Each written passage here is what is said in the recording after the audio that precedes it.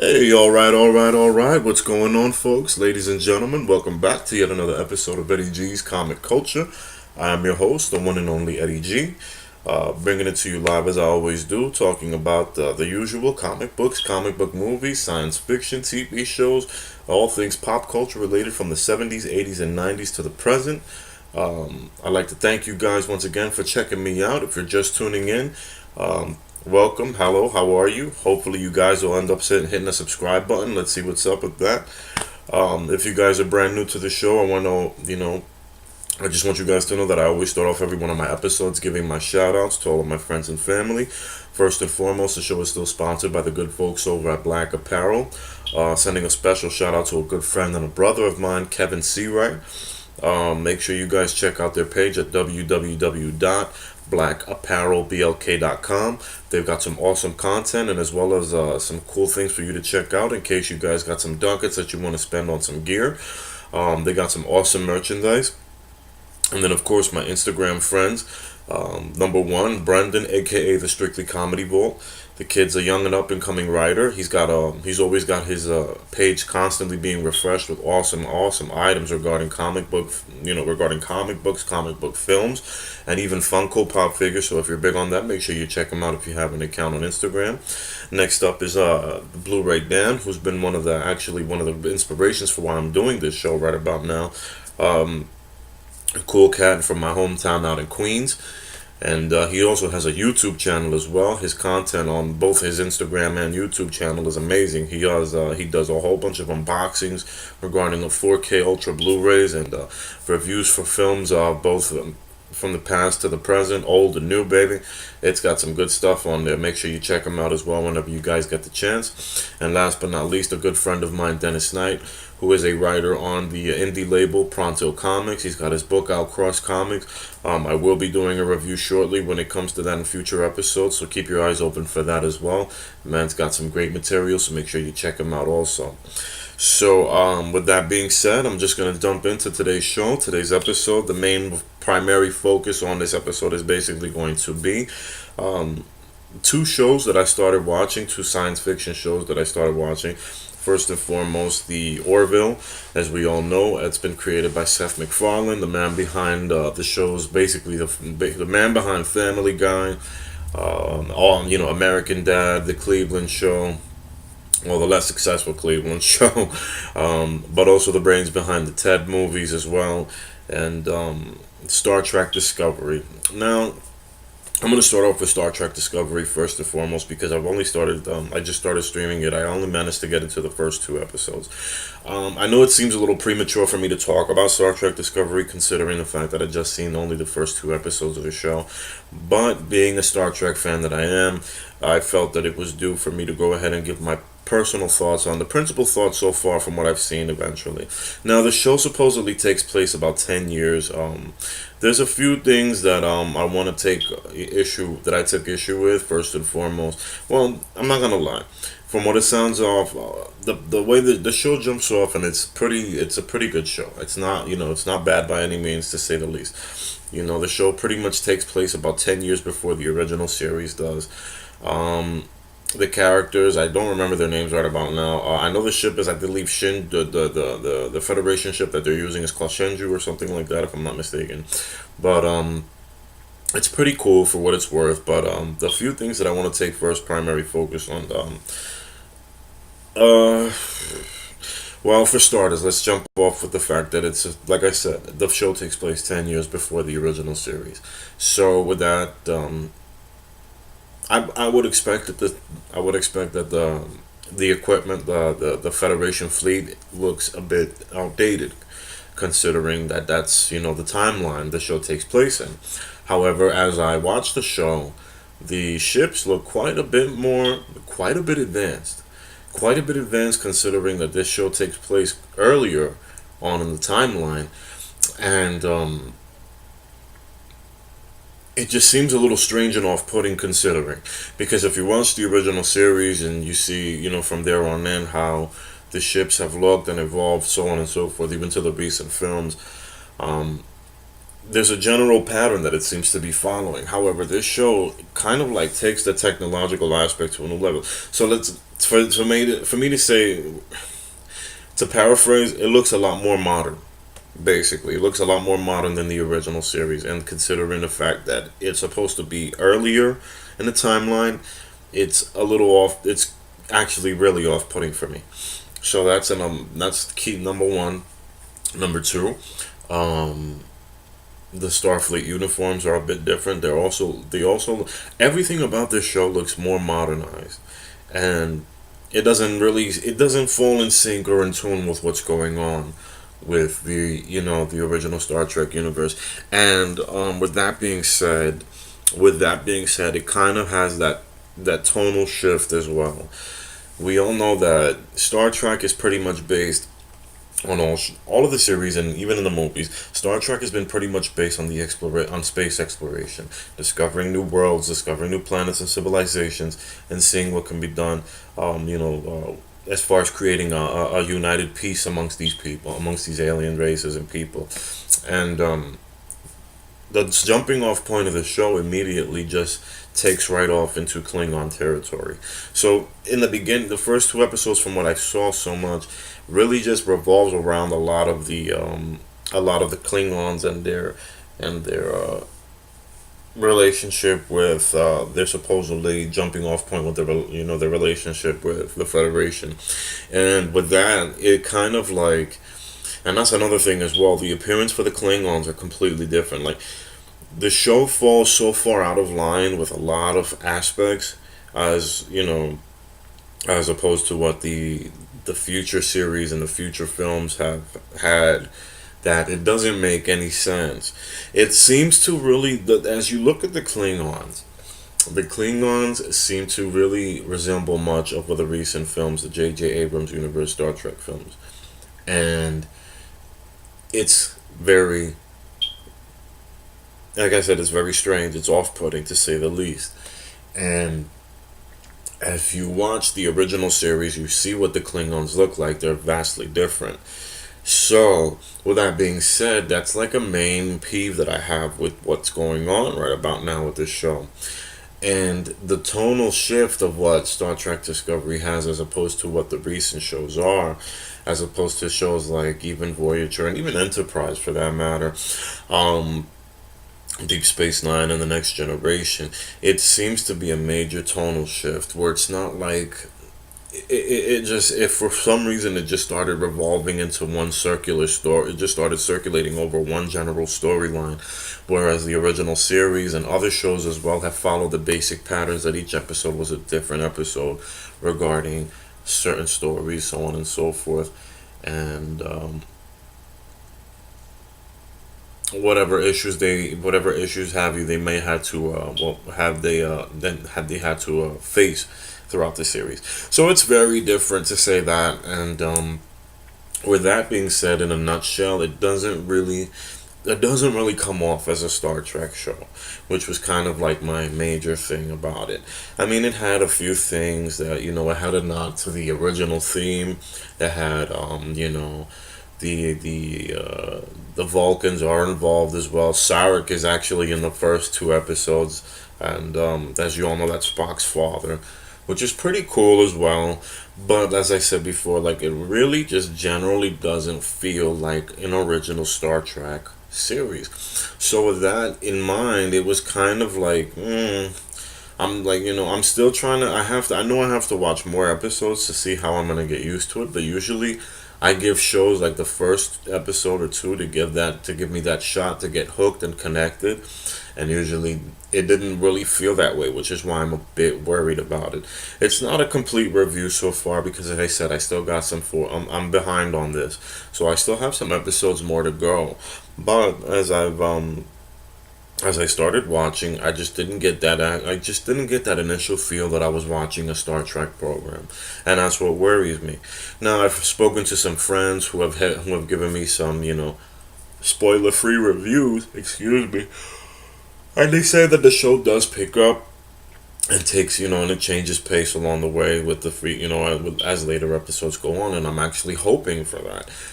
But for what it's worth, it's just like, it doesn't really seem to really grasp that concept of what Star Trek really is all about, and that's what worries me the most. And I hope that that's not the case. That I hope that it doesn't revert to that if it does pick up, because it doesn't need to be. And I mean, yes, it's action is always a don't get me wrong, nobody loves boring shows. I don't love boring shows, so action is a definite must.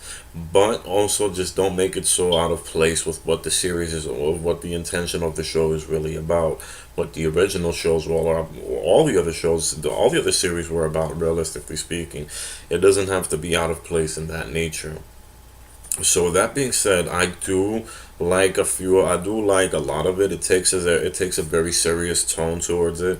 It's almost, it's almost like a movie each episode, to say the least, and even the special effects are very phenomenal. But as I said, the bones that I had to pick with that are kind of, they were very big for me to, like, to speak on. Like, I didn't, certain things that the things that I mentioned that I didn't like so much about. And the fact that it just jumped right into it in the first two episodes was very disconcerting for me.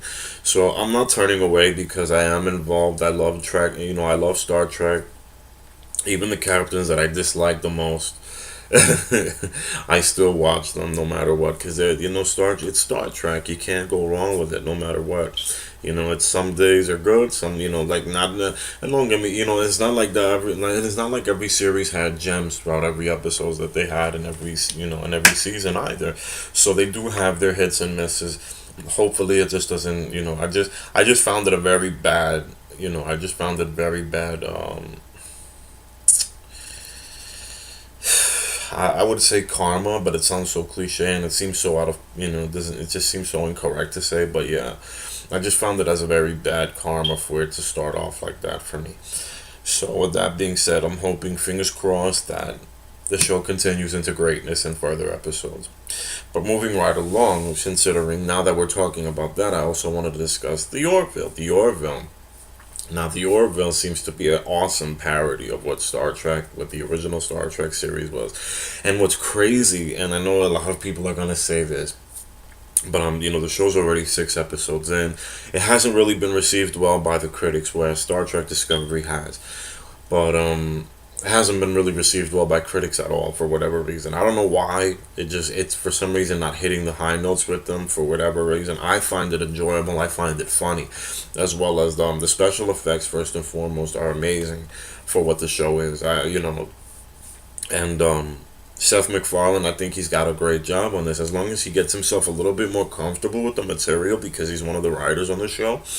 But I think he's doing a fantastic job. The show is doing great to me, in all honesty. And the thing is that me and my friend actually had a discussion on this online on Facebook, and we actually said the same thing. Like, the Orville seems to be more Star Trek than Discovery is Star Trek, because of the way the way it's pacing itself, the way it's going, the directions it's taking.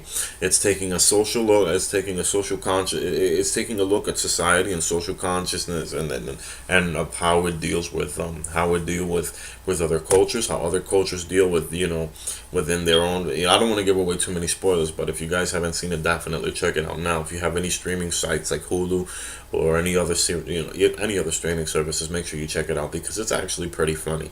But for the most part, it's just a fantastic show. I love where it's going, and each episode has been funnier than the last, to say the least. And so it's pretty awesome. Like, it really has a lot of nods to the original series of Star Trek, more so than anything else.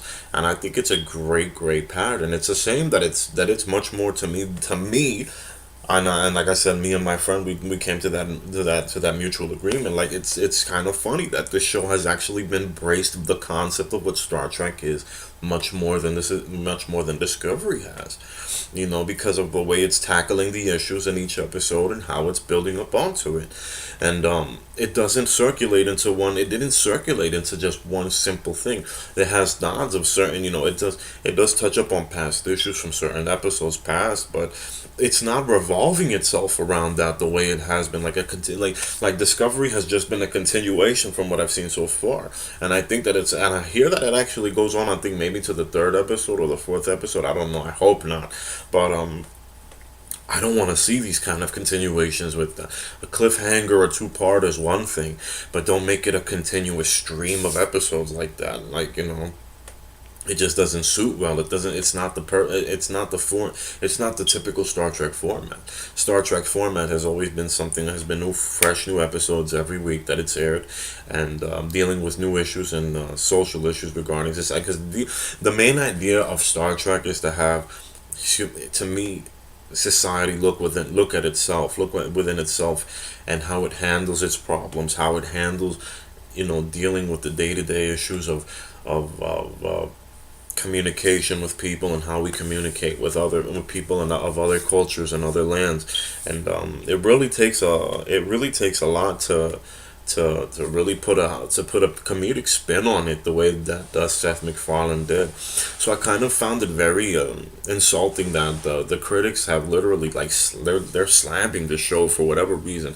But luckily the ratings have been strong. I think the audience is responding well to it. A lot of the characters are very likable, very likable. From Bordis to the two helmsmen. I keep forgetting those guys. And guys, I'm so sorry that I'm bad with character names the way that I am.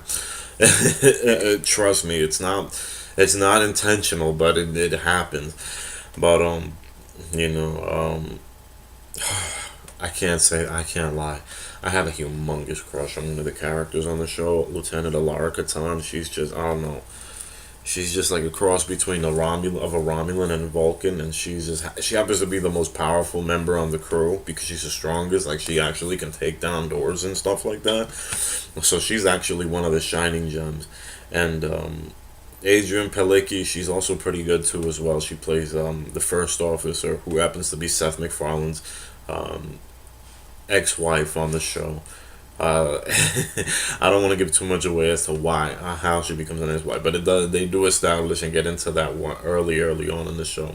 But very, very excellent, very excellent. I'm very pleasantly surprised, and I'm happy that the show turned out the way it did, and I'm looking forward to it. I was kind of upset that it already took like 6 episodes in, and it's already like two. It had to take a 2 week break, but it is what it is. It's just whatever. But thankfully, so it's coming back this Thursday, so I can't wait to see that episode. But in all honesty, I think it really is such a fan. It's a great show, and it does deserve the viewings that it's getting. Just because it doesn't, just because it's not on the, it's not it's the comedy's not in your face as it is, as a Mel Brooks movie would be, a la Spaceballs, and I think that's what the critics are really kind of more bitchy about. But what the hell, man? Like, give the guy cut the guy some slack. Seth MacFarlane to me is a fucking comedic genius. You can't really go wrong with that. There's a reason why Family Guy has lasted as long as it did. There's a reason why shows like Family Guy and South Park have lasted as long as they even, started. They're following the format of The Simpsons. The Simpsons been on damn near 30 years already. Believe it or not, guys, The Simpsons are about to be 30 years old. So they're doing something right. They're doing something right. There is an audience for this. There is an audience for these shows. So the fact that Seth MacFarlane, who's a self-proclaimed avid Star Trek fan as well, he's a science fiction fan all around in general, because even then we all know that he made the tribute episodes to Star Wars. From Family Guy, if you remember that, he did the entire trilogy for the original trilogy parody for it, and each one of them were great. They all sold very well on Blu-ray and DVD, and this show seems to be going in the very right direction where it needs to be. I just, and I know that we're gonna see the character development and the growth of these characters in and more future episodes. I can't wait for it. But it's just like I said before, it's very strange to see that this show actually embraces more the concept of what Star Trek is than what Star Trek Discovery has, from what I've seen so far. I mean, I could be wrong, and I'm probably am, but like I said, I still have about 3 or 4 more episodes of Discovery to go. But for the most part, I really think that it needs to get to that level. Like, I want to see more of that in Discovery. I want to see more of what the Federation is doing, in Discovery. I want that feel of the Federation, of the Federation of Planets United. That actually, like, how does it come to how does it come to terms? I know we're gonna see the spin on the show exactly as to how the Federation and the Klingons come to a certain terms of agreement, even though they never really were. But they managed to coexist, and how they managed to coexist after the events that led to their tumultuous relationship up to the to start off at the original series. But it's just like a very dark kind of like, just my main thing is that Discovery's just been a very dark kind of take on it. The only time I really can imagine Star Trek really in that nature is when the Next Generation were actually the crew of the Next Generation Enterprise were going up against the Borg, or you know the Deep Space Nine crew getting involved with the Jem'Hadar, and how fanatic they were, or the dealing with the founders and Deep Space Nine. But these are things that actually, like, that it was just like, these kind of methods, these stories were sprinkled in, they were peppered in actually throughout the shows. And it wasn't just like it wasn't the embodiment of what the spirit of Star Trek is. And that's what I found very disheartening from the first two episodes of Discovery. As I said before, I'm not too sure what I know that it changes. I heard that it changes up in the future, as the episodes go along, and I'm happy to hear that news. I just haven't seen it yet. And how much of a change is how it is, it's totally different, because, what could be good for someone else might not be good for me as well. So whether or not the third and fourth episode actually delivers on its promise of that nature remains to be seen on my behalf. But hopefully it does, because I think we all deserve that better off. So with that being said, I really am excited for Discovery, even though, because I do love how they touch up on certain things. I do love how the Federation first encountered the Klingons. I do love how Sarek is involved with the show, with Sonequa Martin Green's character. And it's a very, very good show. Honestly, it's a very good show. It's not bad at all. It's definitely not bad at all. It's just a little hard to get used to in the beginning, because it doesn't feel like a Star Trek program. Whereas the Orville has that episode. It has the episodes of how it deals with with different cultures coming across throughout the galaxies. Dealing with, in a sense, because like I said, the show mirrors what Star Trek really does. It's supposed to mirror. It's supposed to mirror the embodiment of our beliefs, and how our, the behavior, human behavior. And one of them is just where they encounter one of the episodes on the Orville. They encounter a ship that's supposedly floating in space, and it's a bio ship. Honestly, it's a huge ship. It's a huge ship, and they encounter like an entire race of beings that live there, who seem to have like a theocratic dictatorship over the rule. I'm not gonna get into any details of that, because I don't give away spoilers on my show. I like you guys. I like my friends my viewers to go in fresh when they see these things. So, but it's all, the way it's handled is just unreal. Like, it's amazing how Seth MacFarlane really incorporated that, and he incorporates he merges the comedy, the comedic aspects of it, the humor of it, into the seriousness of the show as well, and it flows. It really flows. Whereas, like, it could have been a complete mess, but it's not directly in your face, and it's not vulgar in that nature, because it can't really be. I mean, it could be vulgar, but it's not really vulgar in that nature, where it's like I said, it's not as about as in your face as a Mel Brooks movie, but it's definitely hot. It's definitely funny. It's definitely got its moments of hilarity. You guys can check it out whenever you can. It's a beautiful program. So that being said, what else is going on this week? So yes, before I go into that, just make sure you guys check it out. The Orville, thumbs up. I give it 2 thumbs up. Star Trek Discovery, so far, I'll give it a 1.5.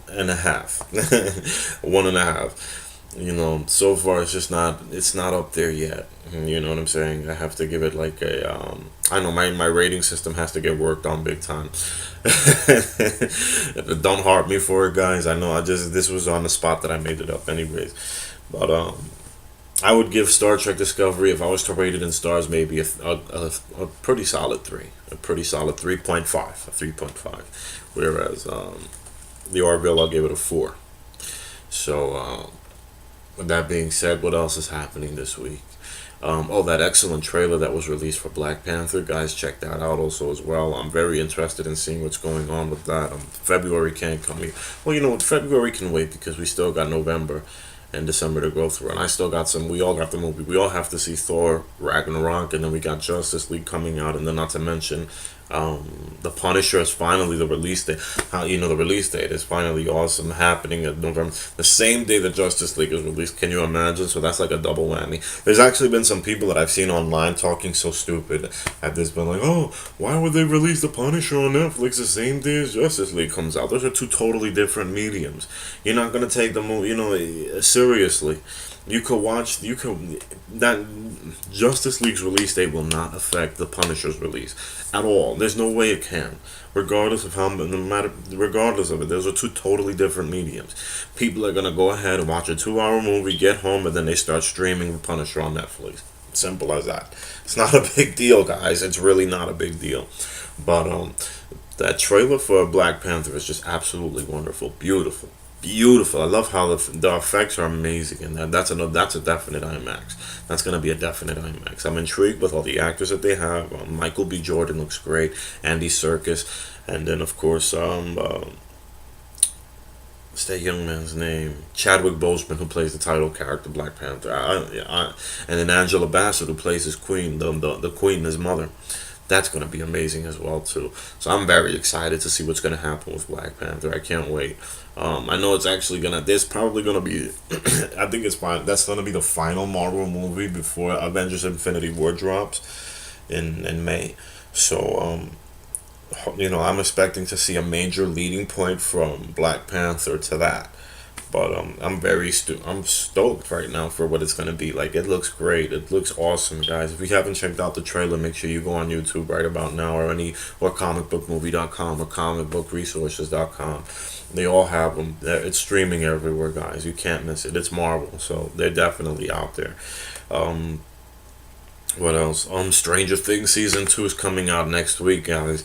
So that's another big one right then and there. So it's in next week, and it's gonna be a major staying home for hours on end. It's gonna be so hard because I know I'm not gonna want to. My main goal is to not watch the entire season in the course of a day or two.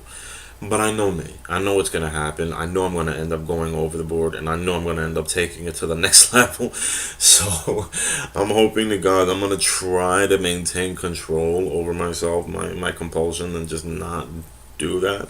But it's going to be so difficult. I know a few of you guys out there are going to do it regardless. You don't give a shit. And more power to you guys. I imagine so. Because anyways, you're probably going to end up having to see it twice regardless. But what an excellent! I'm very excited for that. Awesome time to be alive, man. It's a great, great week, so I can't wait for it. So with that being said, I'm just gonna wrap up this episode. Once again, I'd like to thank you guys for riding out with me. If you just if you're just getting into it right now, if this is your first episode watching, make sure you hit the subscribe button. And if you have any questions, comments, or suggestions, you already see the comment section down below. If there's anything you want to talk to me about, you want to have any suggestions for future episodes, please let it be known. Post it up. This is pretty much a forum. Let's discuss what you like, what you didn't like. If you felt like if you loved the Orville, or if you hated the Orville, or if you loved Discovery or hated Discovery, let me know. Let's have a discussion. This is what it's all about, guys. So with that being said, I'd like to thank you guys once again for tuning in. You have a great weekend, and I'll see you next time. Take care of yourselves. All right.